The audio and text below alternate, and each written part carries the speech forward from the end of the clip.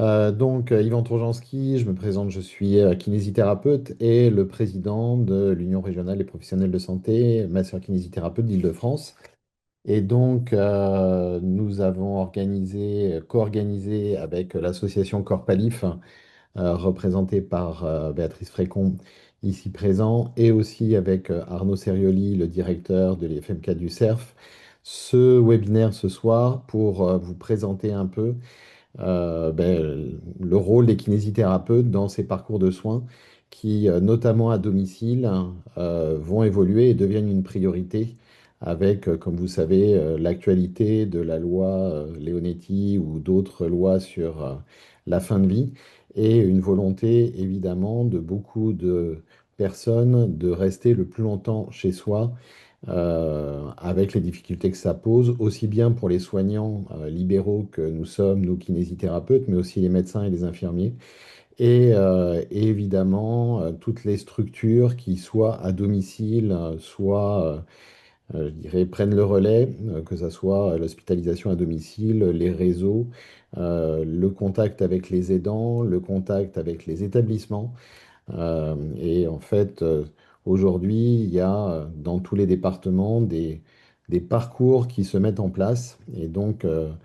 L'association Corpalif est là, évidemment, pour, missionner par l'ARS, si je puis dire, est là pour organiser ces parcours et que, quel que soit l'endroit en Île-de-France, on puisse trouver pour les patients, pour les aidants et pour les professionnels aussi que nous sommes en ville, des relais, des solutions pour ne pas rester seul, puisque la problématique quand même au niveau des soins palliatifs, c'est que quand on est seul, c'est complexe parce que évidemment, c'est des prises en charge interprofessionnelles qui sont nécessaires. Donc ce soir, Béatrice Frécon nous présentera bien sûr cette association Corpalif avec je dirais son slogan écouter et agir, ce qui est important. Et puis, nous avons fait une enquête auquel les libéraux ont répondu. Il sera fait mention de cette enquête. Ensuite, il y aura évidemment la présentation de la graduation des soins et donc les différents parcours et toutes les solutions qu'on peut avoir et surtout qui fait quoi, qui peut faire quoi et toutes les solutions qui sont mises en place et qui sont assez hétérogènes au niveau des territoires. Il est bien de savoir vers qui s'adresser pour avoir vraiment une réalité parce que des fois, à une commune près, c'est pas les mêmes acteurs il est difficile pour nous de pouvoir donner des informations qui soient fiables sur l'ensemble de l'Île-de-France. Et ensuite, nous aurons Arnaud Serioli, donc directeur du CERF, avec lequel, le CERF a évidemment répondu à un appel à projet de l'ARS sur du numérique en santé. Et donc, nous avons soutenu, nous, URPS Kiné, cette démarche. Et le CERF nous présentera le MOOC et la solution qu'ils ont développée et qui est accessible aujourd'hui à tous. Voilà, les autres outils pour euh, entre guillemets, les kinésithérapeutes, c'est-à-dire les formations accessibles, les outils, etc., les guides des aidants, tous les supports qui sont donnés, qui sont, entre guillemets, mis à disposition, seront aussi présentés par Béatrice Frécon. Voilà, je ne vais pas être plus long. L'idée, c'est qu'on puisse échanger en fin d'organisation. Nous avons 3 quarts d'heure. Je vais essayer d'être le gardien du temps et de respecter moi-même. Il est 20h05, les 5 minutes qui m'étaient attribuées. Et donc, je laisse la place à Béatrice. Et normalement, je t'ai mis co-hôte. Et donc, tu devrais pouvoir passer les diapos. Sinon, c'est moi qui les passe. Voilà. Très bien, bah, merci beaucoup Yvan. Bonjour à tous. Donc, je suis Béatrice Frécon, je suis directrice de la Corpalif, l'association qui porte la cellule régionale de soins palliatifs. Euh, je vous ai mis sur une slide les 4 grandes missions des cellules. Les cellules, c'est un dispositif récent créé en 2022 pour aider les ARS à structurer l'accès aux soins palliatifs. Donc, on peut mettre cette diapo qui, avec les 4 tuiles, qui sont nos 4 missions. Donc, établir un diagnostic euh, des besoins de soins palliatifs. Je ne vais pas en parler ce soir parce que c'est un sujet assez long et compliqué. Évaluer les besoins de soins palliatifs, ça nécessite d'abord de voir où se passent les soins palliatifs. Et donc, tout le sujet, ça va être de voir que bah, c'est un petit peu partout. La majorité des besoins de soins palliatifs sont non complexes, peuvent se passer à domicile, en EHPAD, et c'est pour ça que tout le monde est concerné, et en particulier les professionnels libéraux et les kinés également. L'idée, c'est de vous donner aujourd'hui les informations qui vous sont utiles dans votre exercice euh, en libéral, en cabinet, en ville, pour pouvoir apporter votre pierre à l'édifice. Voilà, la grande mission essentielle de la cellule, c'est l'accessibilité des soins palliatifs dans cette notion de graduation et de proximité. Donc, cette mission, je vais en parler surtout ce soir, c'est la structuration en filière territoriale de soins palliatifs. Le but, c'est que les acteurs se connaissent, hein, c'est ce que tu as dit, qui fait quoi en soins palliatifs en Île-de-France. Et donc, c'est rendre ça lisible avec les outils qui sont à notre disposition et puis faire en sorte que les acteurs de soins se connaissent entre eux pour pouvoir fluidifier ces parcours. Notre objectif, hein, la finalité de tout ça, c'est d'éviter les ruptures de parcours. Et c'est vrai que les kinés sont aux premières loges, souvent dans l'accompagnement des patients qui évoluent et qui rentrent en situation palliative et leurs aidants, de pouvoir être aussi ces relais auprès des acteurs qui travaillent avec vous. Alors, je vais commencer par, on a d'autres missions qui concernent la formation des professionnels. On va aussi en parler au décours des outils qui vous sont aussi disponibles. Et puis, une mission un peu globale de diffusion de la culture palliative au travers d'événements, de communication, de webinaires. Ce qu'on fait ce soir en fait partie et c'est pour ça que cette petite présentation sera accessible en replay pour ceux qui ne pouvaient pas se connecter aujourd'hui pour pouvoir voilà, écouter de façon rapide le brief essentiel, ce que vous avez à connaître. Donc, je vais revenir rapidement sur cette enquête qui a été réalisée fin 2025, début 2026, hein, c'est tout frais, avec les URPS, médecins, infirmiers, kinés et pharmaciens de la région Île-de-France, pour pouvoir affiner notre compréhension commune de vos besoins et de votre rôle dans les soins palliatifs. Alors, c'est une enquête qui a été réalisée. Vous pouvez en même temps passer les slides parce que j'ai pas l'impression que j'ai l'accès. Euh, voilà, Alors moi, je passe, je suis sur retour sur l'enquête, mais D'accord, apparemment, bon. je ne sais pas si vous voyez.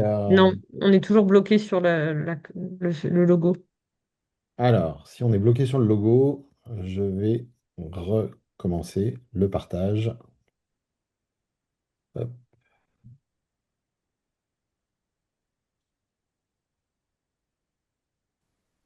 Voilà, merci. Parfait. Donc cette enquête, comme vous le voyez, donc il y a eu un peu moins de 150 répondants, ce qui n'est pas énorme, mais des réponses assez qualitatives. Donc on a pu en extraire quand même des informations assez intéressantes. Les kinés n'étaient pas forcément les plus représentés dans les répondants, mais néanmoins c'est représentatif aussi de voilà de, on va dire en premier lieu des médecins et des infirmiers peut-être plus soucieux de pouvoir apporter des réponses et qui se sont du coup plus mobilisés pour répondre. Bon, on a une région qui est très contrastée avec 90% de la population qui est en zone urbaine et la moitié de la surface de la région qui est en zone rurale, donc avec ces questions de densité, d'accès, de transport et les problématiques de maintien au domicile aussi qui en découlent.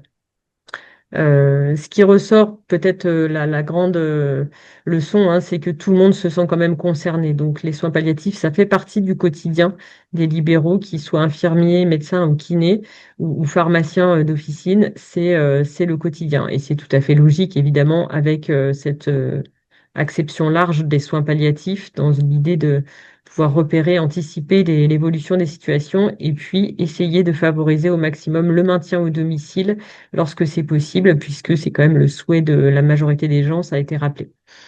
La deuxième leçon de cette enquête, c'est un besoin d'appui et de soutien des libéraux plus opérationnel que dans la théorie. C'est-à-dire que le besoin, c'était pas tant d'avoir des formations ou des topos sur les soins palliatifs que concrètement, qui j'appelle, il est vendredi en fin d'après-midi, j'ai une situation un peu fragile, qu'est-ce que je vais faire pour passer le week-end, à qui je passe le relais, qui je peux appeler, à qui je peux demander un avis et quel outil je peux utiliser de façon fluide et efficace.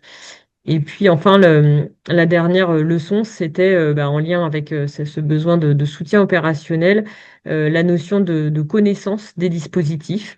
Et donc, j'en profite tout de suite pour vous dire que l'offre palliative, donc les experts de soins palliatifs qui sont au service des non-experts, elle a beaucoup évolué ces derniers temps, puisque les financements qui sont octroyés pour développer les soins palliatifs, ils ont été essentiellement mis en Île-de-France et en France en général, auprès des acteurs du domicile. Maintenant, notre région est couverte totalement par des équipes mobiles territoriales de soins palliatifs, donc c'est-à-dire des équipes mobiles qui vont au domicile et en EHPAD et en établissements médico-sociaux.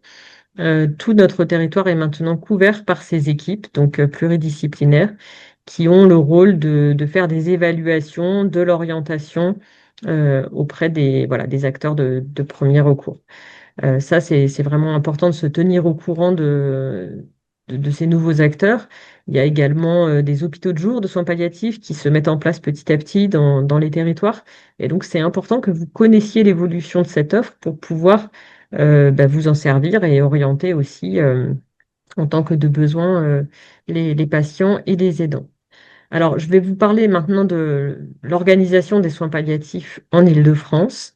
Euh, Peut-être revenir tout d'abord sur la notion de soins palliatifs, parce que donc vous savez que depuis déjà plus de 20 ans, il y a un accès universel aux soins palliatifs qui est dans la loi, hein. Toute personne dont l'état le requiert a le droit d'accéder à des soins palliatifs et à un accompagnement.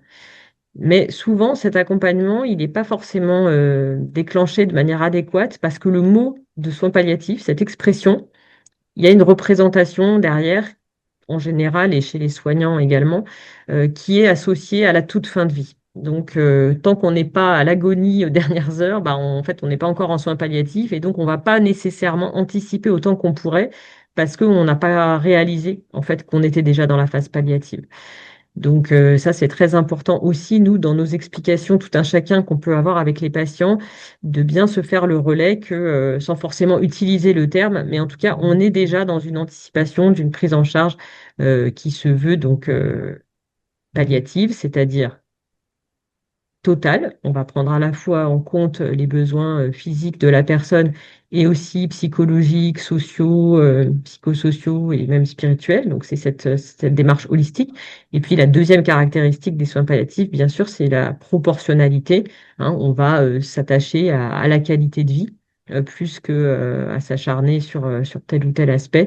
Et donc, voilà, cette notion de proportionnalité, c'est important de pouvoir l'expliquer aux patients et aux aidants pour qu'ils adhèrent à cette démarche.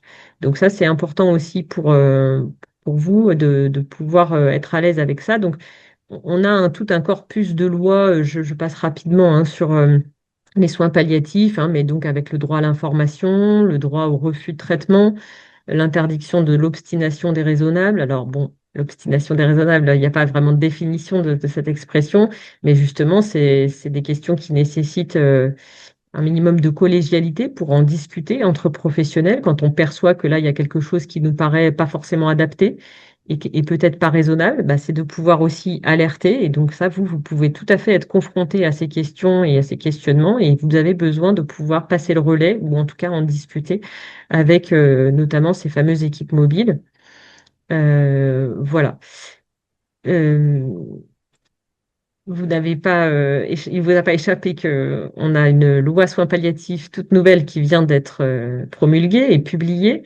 Alors, si vous êtes intéressé pour aller creuser le contenu, on a publié une petite note de décryptage qui est en ligne sur notre site internet, hein, qui vous donne l'intégralité du contenu. Il y a 25 articles dans cette loi.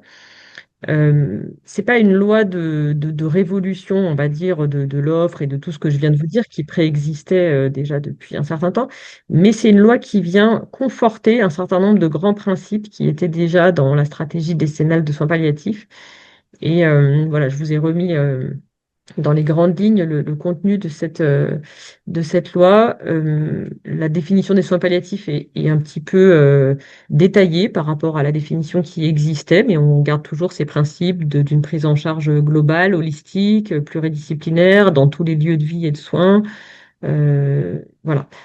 On a également quelques nouveaux outils qui sont qui vont être précisées par décret, notamment un plan personnalisé d'accompagnement qui sera à réaliser avec le patient dès l'annonce d'un diagnostic d'une maladie grave et incurable.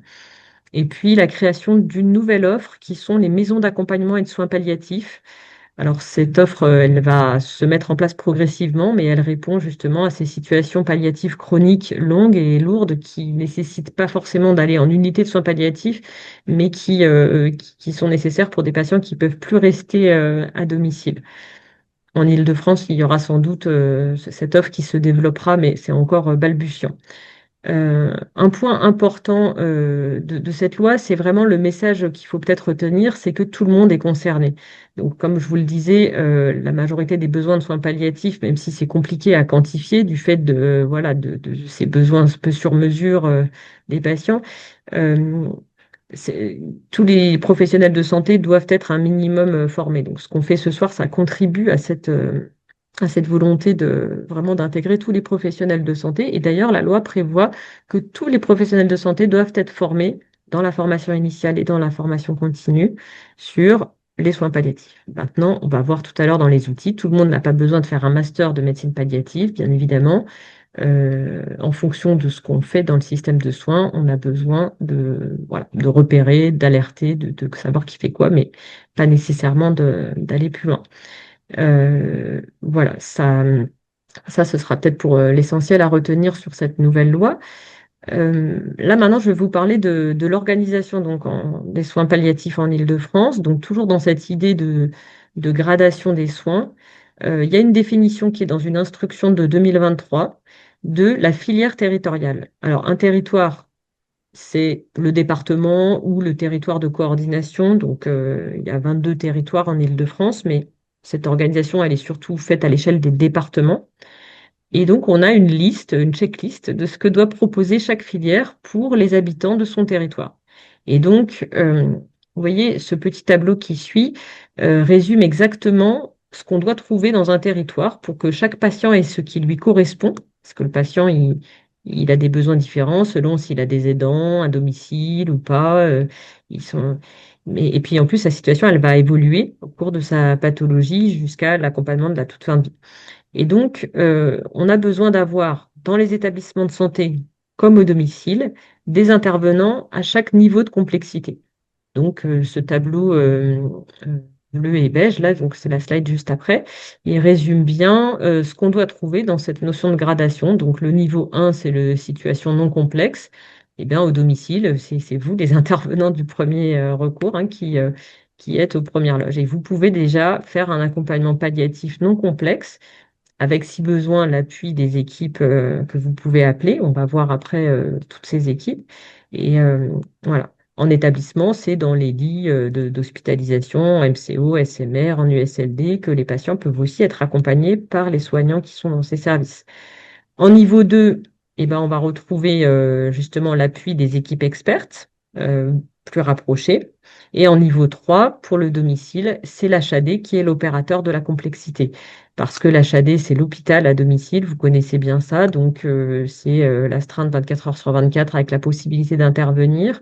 Et c'est l'accès à des médicaments de la réserve hospitalière, réservés donc à l'usage hospitalier, et en particulier dans les pratiques sédatives. C'est important que l'HAD puisse assurer cette continuité sur ses prises en charge. Donc voilà le principe, la théorie de l'organisation. Dans la pratique, en Île-de-France, on a maintenant une organisation donc au niveau de chaque département pour donner qui fait quoi en fonction de ces petites cases là qu'on a vues. Et, et voilà, qui intervient en urgence palliative, où il y a des lits identifiés de soins palliatifs dans le territoire, qui sont les équipes qui interviennent au domicile, voilà. Donc on a fait un certain nombre mais c'est pas terminé, c'est toujours en cours, mais d'outils pour expliquer de façon visuelle et assez simple et rapide qui fait quoi. Donc là, je vous ai mis un exemple d'une infographie pour le département des Hauts-de-Seine. On est en train voilà, de le déployer avec des formats un petit peu différents, encore plus lisibles. Et donc ça, dans la liste de tous les outils qu'on met à votre disposition et que je vous propose de présenter dans la foulée. Si ça vous convient, je continue, hein. Donc, je vais peut-être terminer là-dessus, puis après je passerai la parole à Arnaud pour compléter sur les outils. Donc c'est en réponse aux besoins qui sont émergés de cette enquête dont j'ai parlé tout à l'heure. C'est d'abord un besoin de lisibilité de la compréhension de qui fait quoi. Donc là, on va avoir des outils d'annuaires et de flyers dont je viens de parler. Des besoins de formation ponctuels ciblés sur certaines questions, notamment sur le maintien à domicile, par exemple. Ça peut être des petites choses aussi à destination du soutien des aidants, par exemple. Le premier outil dont je voudrais vous parler, c'est la grille Paliadis, parce que je ne sais pas si vous la connaissez, mais ça, c'est vraiment quelque chose qui doit être, à mon avis, déployé de façon assez simple partout. C'est une grille d'évaluation de 10 questions auxquelles on répond par oui ou par non. Et donc, à partir de 3 réponses positives, c'est que le patient est en situation palliative. Donc, c'est assez simple. Je pense que tous les soignants de tous les niveaux peuvent s'emparer de cette grille-là. C'était des outils qui peuvent aussi aider à réfléchir entre collègues pour se dire, bon voilà, là, il est temps dans l'évolution de penser à alerter une équipe mobile si ce n'est pas fait, ou d'en parler avec les autres professionnels avec qui vous intervenez, mais que vous croisez pas forcément, soit parce que vous êtes au courant de façon euh, l'intermédiaire par exemple, d'un aidant que vous soignez ou ce genre de choses. Euh, voilà, donc un outil de repérage assez simple, assez général et que vous pouvez tout à fait adopter. La deuxième série d'outils, c'est les outils de lisibilité et de connaissances. Donc là, je vous ai mis en exemple un nouveau flyer qui a été fait par l'équipe Palidum donc l'équipe portée par l'HAD de la PHP qui intervient sur Paris et toute la petite couronne et dans le 78 aussi maintenant. Donc c'est Palidum, c'est la petite équipe au sein de l'HAD de la PHP qui intervient en urgence palliative, souvent appelée par le SAMU pour éviter un transfert aux urgences dans une situation de fin de vie. C'est le cas typique d'intervention de Palidum. Donc c'est des professionnels qui interviennent pour assurer l'accompagnement au domicile de la personne. Et Palidum assure aussi depuis le mois de mars un appui téléphonique territorial. Alors ça, c'est important pour vous de le savoir parce que c'est accessible à tous les professionnels de santé, essentiellement médecins, infirmiers, mais vous pouvez aussi les appeler pour donc le soir et le week-end, dans n'importe quelle situation, pour un besoin de conseils et d'orientation. Donc ça, c'est vraiment un nouvel outil important. Il y a aussi d'autres appuis destinés aux professionnels de santé pour les autres départements. Et là, je n'ai pas pu mettre tous les exemples et toutes les coordonnées, mais vous savez que ça existe. Vous avez maintenant dans la région, à tout moment, un professionnel expert de soins palliatifs que vous pouvez appeler pour poser une question, un avis sur les situations palliatives. Alors, vous allez peut-être pas vous en servir vous-même à tout bout de champ, mais vous faites partie de l'écosystème. Vous pouvez dire à vos collègues avec qui vous intervenez que ça existe, et c'est vraiment important que chacun se fasse l'ambassadeur de toute cette offre et de cet appui pour que personne ne se sente seul. C'est ce qui a été dit en début, c'est l'isolement aussi dans le soin qui peut être lourd, surtout quand les situations sont complexes à porter. Et donc voilà, il faut que tous les professionnels libéraux, quels qu'ils soient, sachent qu'ils ne sont pas seuls, peuvent toujours avoir l'appui d'un expert. Et puis, donc, dans les outils, il y a tout ce que vous pouvez retrouver sur le site internet de l'accord Palif. C'est pas exhaustif, parce qu'on peut aussi trouver d'autres choses très bien ailleurs. Mais en tout cas, on essaye sur le site internet d'être ce lieu unique de l'information, à la fois de l'annuaire, des coordonnées mises à jour en temps réel de tous les acteurs, de vous informer aussi sur l'actualité, sur les événements, sur les outils. Vous avez également des replays de, voilà, d'événements ou de parties d'événements qu'on a organisés qui peuvent vous intéresser. Par exemple, il y a un replay d'un quart d'heure d'un psychologue sur l'accompagnement du moment du décès. Ben, ça peut aussi vous donner des petits outils. Vous avez un moment comme ça, je sais pas, dans les transports pour écouter ça. Ça fait partie des petits ajouts. C'est pas de la formation au sens strict, mais néanmoins, ça contribue à cette acculturation et à vous apporter voilà, des petites aides. Voilà, on a donc des événements qu'on organise au long de l'année.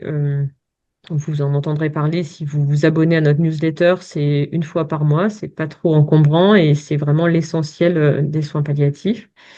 Et puis une dernière mention pour aller plus loin pour ceux qui le souhaitent, parce qu'en fonction de votre spécialisation, voilà, du lieu où vous exercez et puis de vos appétences. Vous avez peut-être envie de faire une formation universitaire en soins palliatifs. Il y en a pas mal en Île-de-France. Vous avez les différentes formations de DU de soins palliatifs et d'accompagnement qui apparaissent ici.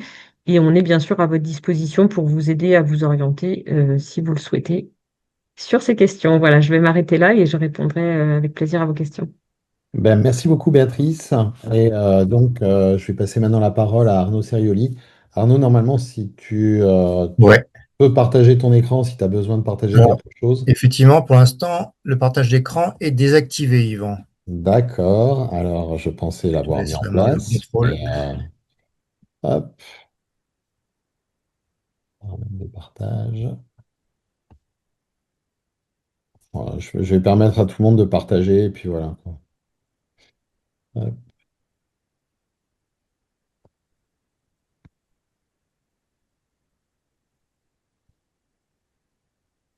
Est-ce que tu peux partager?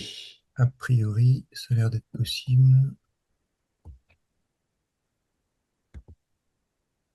Ok, je pense que normalement, ça C'est doit bon. fonctionner. Donc, je vais vous présenter l'outil. Donc, moi, je suis Arnaud Cerulli, je suis directeur de l'école de kinésithérapie du CERF, anciennement 200 Bussy, si nous avons quelques anciens parmi nos interlocuteurs.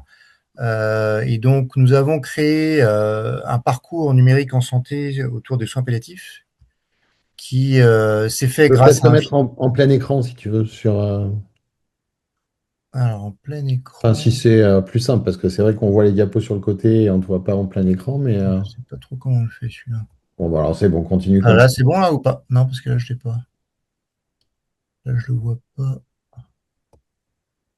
Bon, moi, c'est pas grave, Arnaud, continue alors. Attends. Est-ce que je peux le mettre en plein écran, ça? J'ai pas l'impression que je puisse faire plus là. Hmm.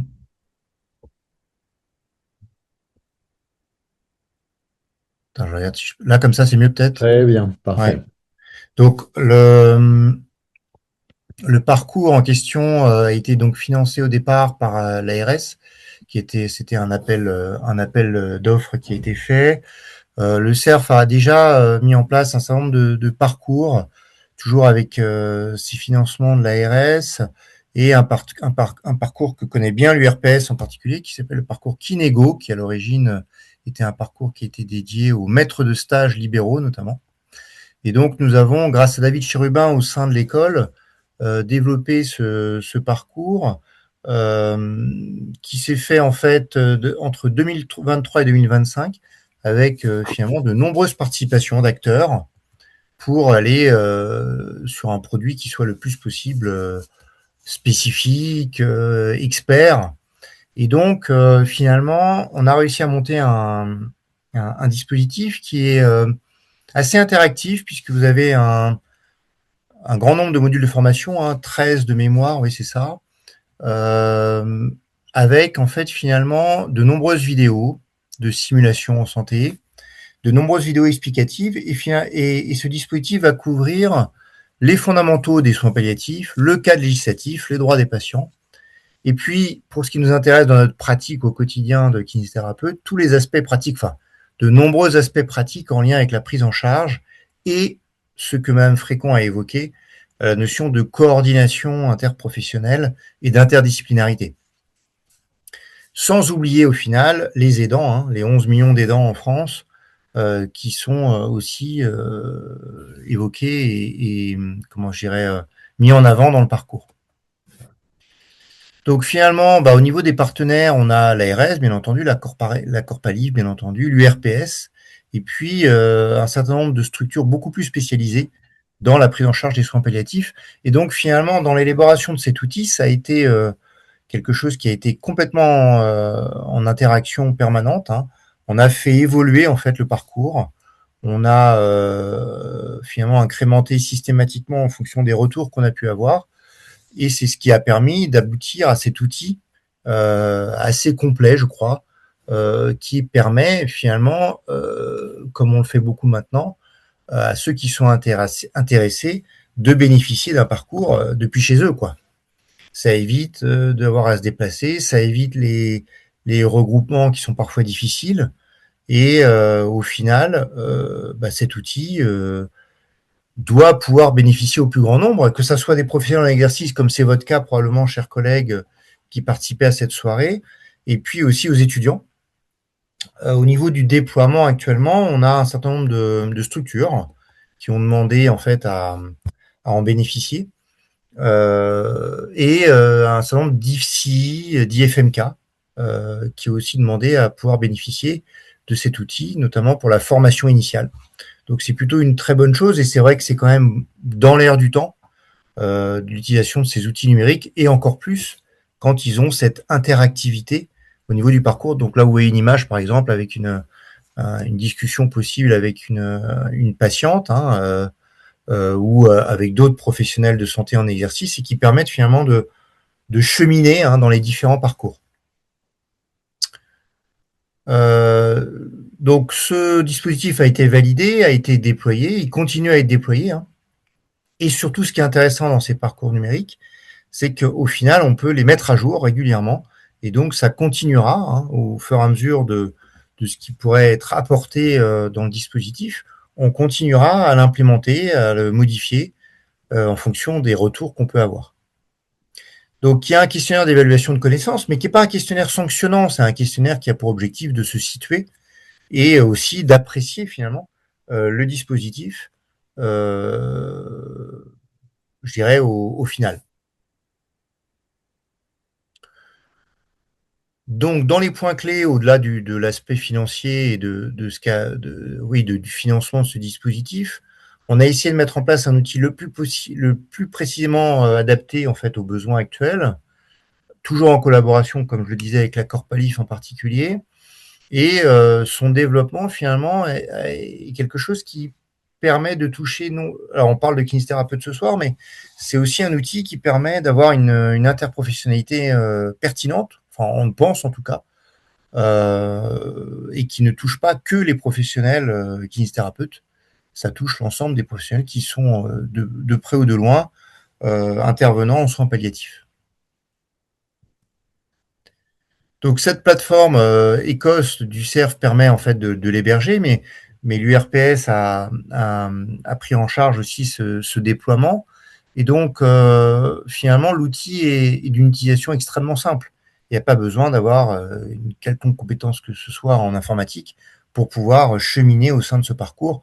C'est quand même l'objectif premier au niveau pédagogique. Si l'outil est compliqué, on sait très bien qu'il ne sera pas utilisé.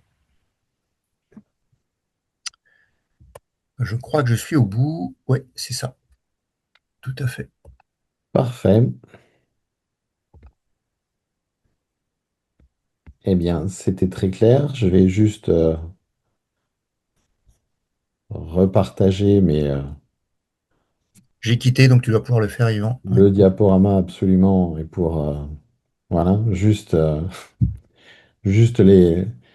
la mire de fin pour justement ouvrir les questions.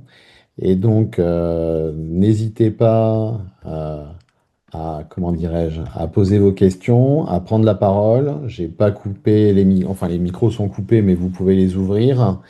Je pense que c'est vraiment intéressant de pouvoir éventuellement échanger. Et c'est vrai qu'on a notamment un prochain événement sur mercredi 17 juin pour rencontrer toutes les associations d'Île-de-France qui tournent autour de la kinésithérapie. Et donc, bien sûr, on pourra aussi, dans ces moments-là, pouvoir être des informations de partage. Donc là, les uns et les autres, vous pouvez éventuellement ouvrir vos micros, mettre vos caméras et pouvoir poser des questions aux uns et aux autres pour, je dirais, compléter cette présentation qui se veut en même temps je dirais, succincte, mais aussi quand même, je veux dire, annonçant les grands principes et surtout le fait que, comme on l'a dit, vous n'êtes pas seul et vous avez des repères. Donc là, le repère en Île-de-France, c'est évidemment l'accord Palif. Hein, et donc, n'hésitez pas, bien sûr, à aller sur son site pour, euh, pour trouver toutes ces informations qui, comme ça a été dit par Béatrice Frécon, sont en construction. Je veux dire, au niveau de l'Agence régionale de santé, au niveau des territoires, au niveau des départements, C'est vrai que 2025 et 2026 sont des moments, entre guillemets, de construction encore. Et c'est vrai que les équipes, tu as parlé, Béatrice, des DAC, enfin des territoires de coordination.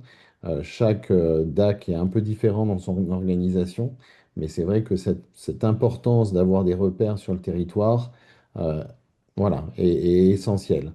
Et on n'a pas évoqué les CPTS, mais c'est vrai que les CPTS, aujourd'hui, sont des acteurs relais aussi et s'intéressent bien évidemment à cette organisation des soins primaires en lien avec le médico-social, puisqu'on est vraiment sur quelque chose de pas uniquement sanitaire, puisqu'on n'a pas parlé des psychologues, mais la psychologie aujourd'hui autour de l'accompagnement des aidants ou des professionnels ou des personnes en situation je dirais, de fin de vie et donc de soins palliatifs est important. Et c'est vrai qu'on a, avec l'accord Palif, on a eu une réunion notamment à Jeanne-Garnier, qui est quand même en Île-de-France une référence.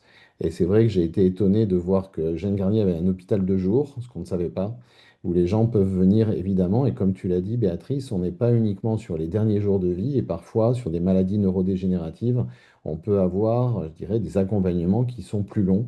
Et c'est vrai que Jeanne Garnier nous disait qu'en moyenne, je dirais, leur durée d'hospitalisation est plutôt de 15 jours. Et c'est vrai qu'on a plutôt l'habitude d'avoir vraiment des personnes qui y vont les 2, 3 derniers jours avec, dans des conditions un peu difficiles. Et je pense que ça, c'est aussi une autre vision, comme tu l'as dit, des soins palliatifs. Il y aura peut-être certainement une évolution du terme, enfin du nom, pour voir comment prendre en compte vraiment cet accompagnement qui est un peu plus long. Mais en tout cas, c'est vrai que pour les kinésithérapeutes, nous avons des codifications en libéral depuis de nombreuses années sur les prises en charge de soins palliatifs. On est souvent sollicité par les HAD pour pouvoir intervenir à domicile dans ces conditions-là. Et c'est vrai que parfois c'est plus favorable parce qu'on a une équipe autour de soi. Mais néanmoins, aujourd'hui, on se trouve parfois un peu démuni. Euh, et c'est vrai que de temps en temps, pendant les vacances, quand le médecin traitant n'est pas forcément là, on se retrouve en duo parfois avec les infirmiers ou les infirmières pour pouvoir gérer ces situations un peu complexes. Voilà, donc il y a Marine qui nous pose une question sur le chat ou qui veut prendre la parole, mais n'hésitez pas à prendre la parole, à lever la main les unes et les autres. Alors, Je sur peux le peut-être chat, il y a- répondre, oui, à cette question. Donc, ouais, pour la personne demande si, enfin voilà, il existe pas assez de prise en charge de kiné en libéral sans parler à domicile. Existe-t-il des annuaires assez larges qui englobent le territoire entier? Alors, j'ai pas montré la démonstration en live de l'annuaire interactif des soins palliatifs, mais je pense que ça répond à cette question. Donc, sur le site de l'accord Palif, c'est tout de suite apparaît, c'est la page la plus consultée du site internet, c'est l'annuaire régional des soins palliatifs. Donc, on a essayé de vous guider. Donc, il y a un accès pour les particuliers qui les renvoie directement vers le DAC parce qu'on considère que c'est le rôle du DAC et que ils vont pas forcément se dépêtrer s'ils connaissent pas l'organisation justement de cette filière et de cette gradation. Donc, le choix a été fait de les renvoyer d'abord vers le DAC, mais l'accès est ouvert à tous sur l'annuaire réservé aux professionnels. Donc, si quelqu'un veut y aller, il peut y aller. C'est assez transparent. Et l'annuaire des professionnels, il essaye justement d'être à la fois donc cet annuaire avec les contacts des structures, mais justement guidant dans qui fait quoi, puisque vous allez pouvoir cocher en établissement ou à domicile, et ensuite à l'intérieur des acteurs du domicile, vous allez pouvoir cocher les équipes mobiles territoriales, donc les anciens réseaux qui interviennent au domicile et en EHPAD, l'HAD, les bénévoles, voilà, tout, la catégorie qui vous convient ou les catégories, vous pouvez en cocher plusieurs. Et puis en parallèle, vous pouvez sélectionner un territoire, donc soit un département, soit une commune, toutes les communes sont répertoriées de la région et un rayon de 5 à 40 kilomètres autour du... Alors comme il y a une grosse densité dans la région, il faut faire attention de ne pas prendre toute la région, tout un département. Parfois, on se retrouve avec beaucoup d'entrées, hein, c'est pas forcément mais on peut zoomer sur la carte et donc voilà, voir apparaître exactement tous les acteurs de ce territoire-là. Et ça, c'est quand même assez utile. Et je dirais que si jamais vous ne trouvez pas, pour X raison, ou que vous n'êtes pas sûr de, voilà, eh ben, vous pouvez appeler n'importe qui. parce qu'en fait, les acteurs se connaissent entre eux. C'est tout le principe de nos antennes territoriales qui se réunissent plusieurs fois dans l'année pour que justement les équipes qui changent aussi puissent se connaître en temps réel. Et donc, si quelqu'un téléphone, voilà, un HAD alors que c'est pas forcément l'HAD, bah, c'est pas grave. Lui, il connaît l'acteur du territoire et il va le renvoyer tout de suite. Et donc, c'est vraiment cette notion de fluidité que je disais qui est essentielle. Donc, l'annuaire, j'espère qu'il est assez large. Si toutefois vous ne trouvez pas dans l'annuaire ce que vous cherchez, c'est important de nous le signaler. Comme ça a été dit, c'est en cours d'amélioration permanente, hein. Donc, là, on ajoute des nouveaux acteurs à chaque fois qu'il y en a. Et puis, j'en profite aussi dans un autre registre, là, comme on a pas mal parlé des aidants, je ne l'ai pas mentionné dans la présentation, mais je vous le montre là. Je ne sais pas si vous voyez, mais ça, c'est un petit guide C'est flou. pour les aidants. Donc, c'est Ouais. le Être un proche aidant, guide d'information et de ressources pour accompagner des personnes malades ou en perte d'autonomie jusqu'à la fin de la vie. C'est un guide qui a été fait par le Centre national de soins palliatifs, qui est extrêmement bien fait, gratuit, et on peut vous le faire parvenir si vous le souhaitez. Et je pense que ça, c'est vraiment aussi avec d'autres outils qui sont faits exprès pour les professionnels pour vous aider à aborder ces questions. Souvent, cette dimension relationnelle, elle n'est pas évidente parce qu'on n'est pas forcément bien préparé à ça. Et donc, c'est en complément de l'outil du MOOC qu'Arnaud a présenté. C'est voilà, parfois un outil médiateur qui vous permet d'aborder ces questions pas évidentes avec les aidants, avec les patients à travers des questions. Voilà, donc c'est dans l'idée aussi de directives anticipées, voilà, dans cette démarche-là. Donc si vous êtes intéressé par ce guide, vous pouvez le télécharger sur le site du centre ou sur le site de la Corpalif ou nous envoyer un petit mot, on vous l'adressera. Et donc sur la liste, pour trouver des kinés à domicile qui prennent en charge des personnes à domicile, puisque c'est la problématique dans ce cadre-là, c'est vrai que l'URPS met en lien avec l'État et essaye de mettre en place un annuaire qu'on appelle le répertoire opérationnel des ressources, qui en fait est une base de description de l'activité des kinésithérapeutes, parce que c'est vrai qu'on sait très bien que les kinésithérapeutes, certains prennent en charge plutôt des enfants, plutôt des adultes, plutôt à domicile, etc., et que l'offre est assez hétérogène et que c'est parfois un peu le parcours du combattant pour trouver le kinésithérapeute qui va répondre à la demande de soins.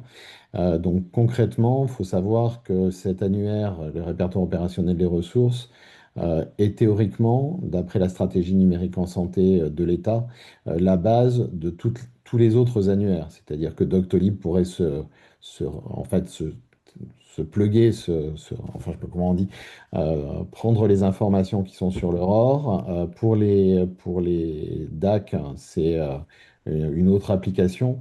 Mais l'idée, c'est vraiment d'avoir un annuaire unique. C'est que ce que l'État essaye de mettre en place, c'est lent.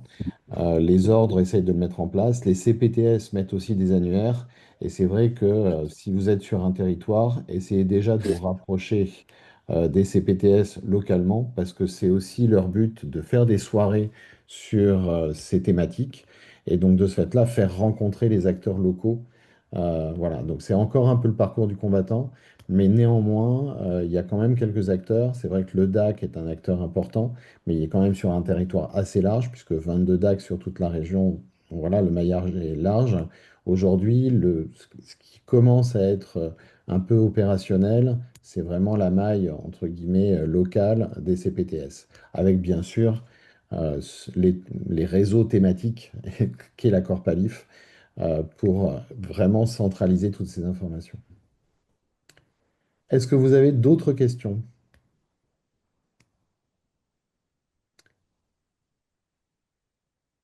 Ben, je pense qu'on a été clair. De toute façon, ce webinaire va être en replay sur nos sites, hein, et vous pourrez, je dirais, accéder aussi à nos sites internet et poser des questions, que ce soit pour l'URPS, contact@urps-mk-île-de-france.org, la Corpalif, ou évidemment le site du CERF, sur lequel est hébergé Sur le l'ordi. MOOC, qui est aussi Il y a hébergé pratiquement pas de son sur, sur l'ordi. sur notre site de l'URPS Kiné.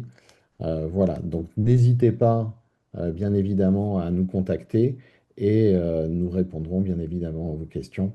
Et je remercie beaucoup Béatrice Frécon de la Corpalif, et Arnaud Serioli Avec du plaisir. CERF, pour cette organisation et un petit clin d'œil à la vice-présidente de l'URPS Kiné qui est en charge de ce dossier, Mario Schmuckel, qui est présente aussi autour de nous, et nos salariés, bien évidemment, qui nous organisent aussi tous ces parcours et ces soirées. Je vous Un grand souhaite à merci à toutes vous. et tous Merci Merci. à une bonne tous. soirée et à bientôt sur d'autres webinaires.